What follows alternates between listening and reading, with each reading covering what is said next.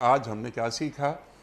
قرآن کریم کی ان آیات سے، یعنی سورہ احزاب کی آیات 70 اور 71 سے ٹو ڈوز کرنے کے کام کہ ہمیں اپنی زندگیوں کو ان آیات کی روشنی میں کیسا ڈھالنا ہے۔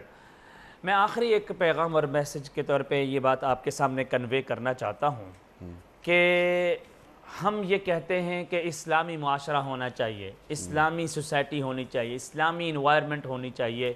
اسلامک انوائرمنٹ کو تشکیل دینے کے لیے، اسلامک سوسائٹی کو تشکیل دینے کے لیے یا گھر کے اندر اسلامی ماحول بنانے کے لیے ہمیں کسی ریسرچ کی، کسی تھیسز کی، کسی بڑے بڑے تھنک ٹینکس کی، کسی بڑے بڑے مقالے کی ضرورت نہیں ہے۔ صرف قرآن کی یہ 2 آیتوں کو اگر ہم گٹھی سے باندھ لیں اور ہر وقت کی 24 گھنٹے کی زندگی کے اندر اس کو عملی طور پہ نافذ کر دے، صرف زبان سے، زبان کے اچھے بھاشن آج کل ہر کوئی دینے والا موجود ہے، لیکن عملی طور پہ عمل کرنے والا کوئی نہیں ہے۔ سبحان اللہ، سبحان اللہ۔ حضرت علی کرم اللہ وجہہ کا قول یاد آتا ہے کہ بہترین آدمی وہ ہے کہ جس کے اعمال بہترین ہیں، ورنہ اچھی باتیں تو برے لوگ بھی کر لیتے ہیں۔ جی ہاں، بالکل یہی وجہ ہے کہ تقوی کا مدار، علامہ ابن تیمیہ رحمہ اللہ نے ایک عجیب جملہ یہ لکھا ہے، وہ میں آخری جملہ سناتا ہوں۔ انہوں نے فرمایا تقوی کا مدار یہ نہیں ہے کہ آپ ایک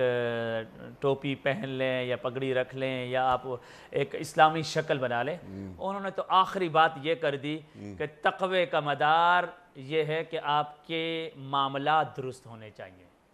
آپ جو معاملات کر رہے ہیں، اگر آپ کے معاملات درست ہیں، آپ سچائی کے ساتھ، آنیسٹ کے ساتھ آن وقت پیمنٹ کرتے ہیں، آپ اپنے